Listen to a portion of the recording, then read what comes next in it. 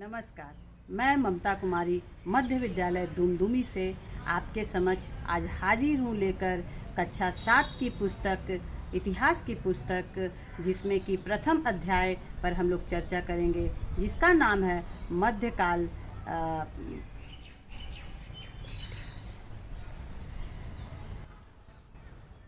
मध्यकाल में भारत।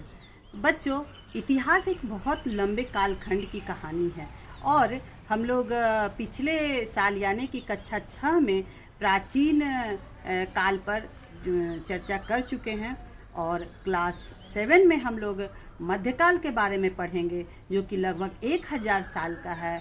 और इसके बाद कक्षा 8 में आप लोग आधुनिक काल के बारे में पढ़ेंगे। ये पढ़ना हम लोगों को और चर्चा करना इसलिए ज़रूरी है क्योंकि इन 1000 सालों में बहुत सारे राजनैतिक, धार्मिक और सांस्कृतिक परिवर्तन हुए हैं। तो चले बच्चों, पुस्तक और स्थानीय वातावरण में उपलब्ध इतिहास के विभिन्न स्रोत की पहचान हम कैसे कर सकते हैं?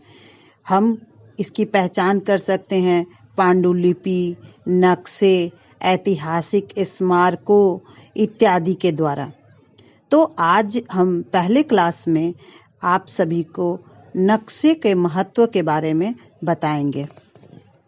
किसी भी क्षेत्र के इतिहास की जानकारी के लिए वहाँ की भौगोलिक परिस्थितियों को जानना आवश्यक है, लेकिन जो भारत के लोग थे उनमें इस चीज़ की कमी थी। मानचित्रकारी का ज्ञान अविकसित था। उन्हें इसका ज्ञान अरब और यूरोप के भूगोलवेत्ताओं ने दिया। अरब के भूगोलवेत्ता अल इंदरिसी ने भारतीय उपमहाद्वीप को अपने चित्र में दर्शाया था। इस मानचित्र में आप 1 नंबर मानचित्र को देखें, आपको दक्षिण भारत का इलाका वर्तमान उत्तर भारत के क्षेत्र में दिखाया गया है। श्रीलंका भी ऊपर दिख रहा है। अब आप फ्रांस के मानव चित्रकार गियोलाम द लिस्ले द्वारा बनाया गया मानचित्र 2 का अवलोकन करें। इसमें भी भारतीय उपमहाद्वीप को दिखाया गया है, लेकिन दोनों मानचित्र में अंतर है। ये मानचित्र नंबर 2 का मानचित्र भारतीय उपमहाद्वीप की अभी वर्तमान अवस्था से काफ़ी मिलता जुलता है। तो बच्चों, नक्शा का भी बहुत ही महत्व है और इससे हमें इतिहास को पहचानने में, इतिहास के बारे में जानकारी मिलती है। जब कोई इतिहासकार प्राचीन दस्तावेज, नक्शे और लेखों का अध्ययन करता है तो उसके लिए ऐतिहासिक पृष्ठभूमि और सूचनाओं के संदर्भ का ध्यान रखना जरूरी हो जाता है। क्यों?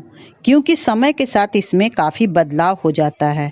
जैसे अगर हम बात करें कलिंग नामक स्थान की, तो आज कलिंग का कोई भी अस्तित्व नहीं है, लेकिन मध्यकाल में कलिंग एक स्थान का नाम है जो वर्तमान ओडिशा का अंग था।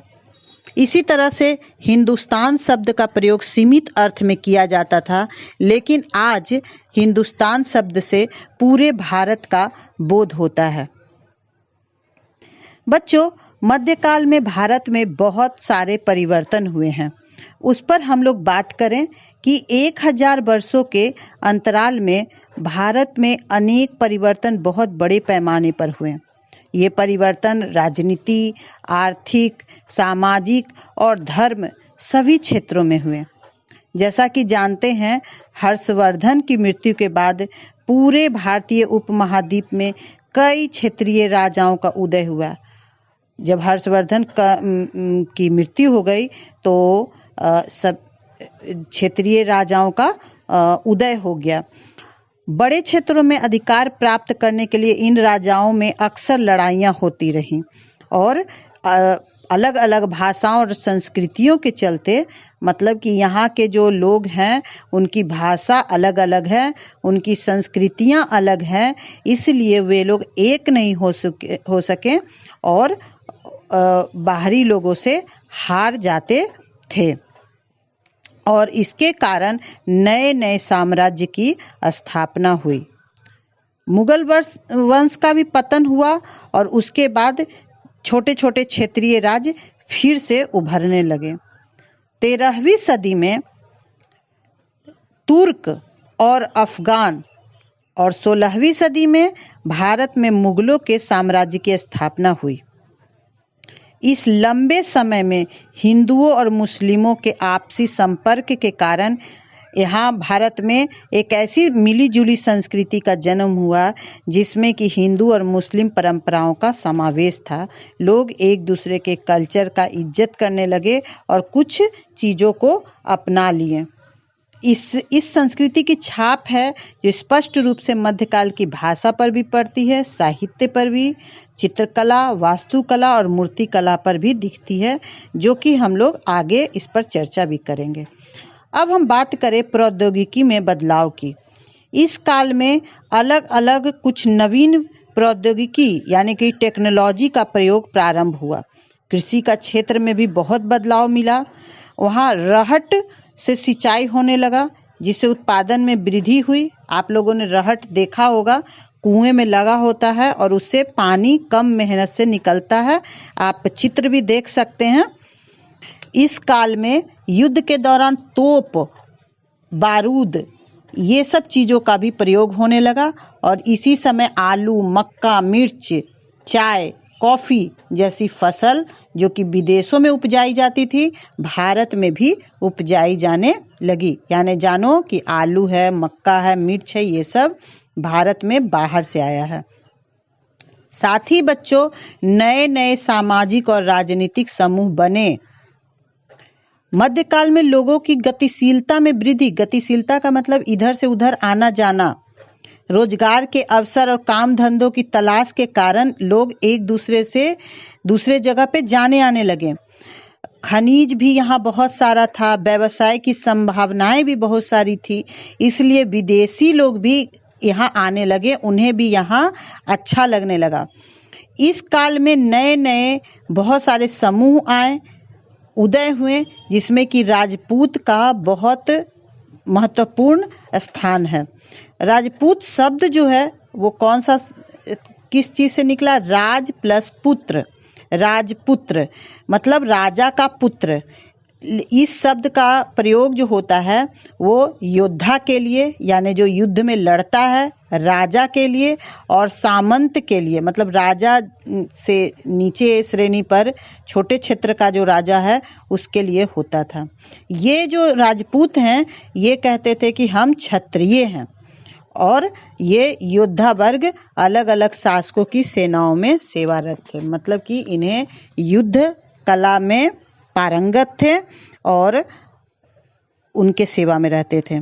मध्यकाल में ही जंगलों को साफ करके और कृषि योग्य भूमि को बढ़ाया जाने लगा और इससे क्या हुआ, बहुत तेजी से परिवर्तन होने लगा।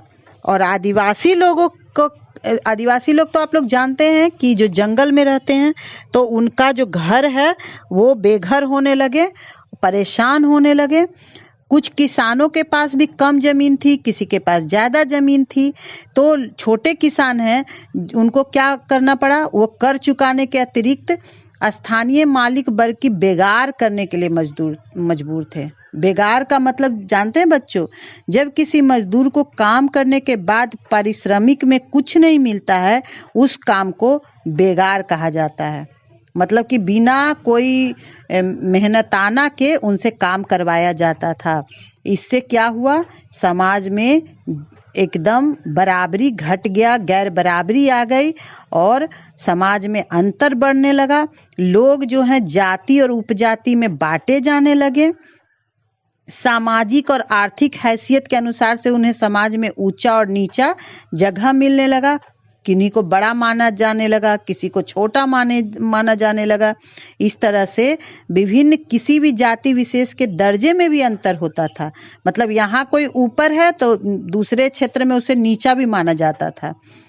मतलब एक ही जाति का किसी क्षेत्र में किसी जाति विशेष के प्राप्त दर्जा दूसरे क्षेत्र से अलग हो सकता था।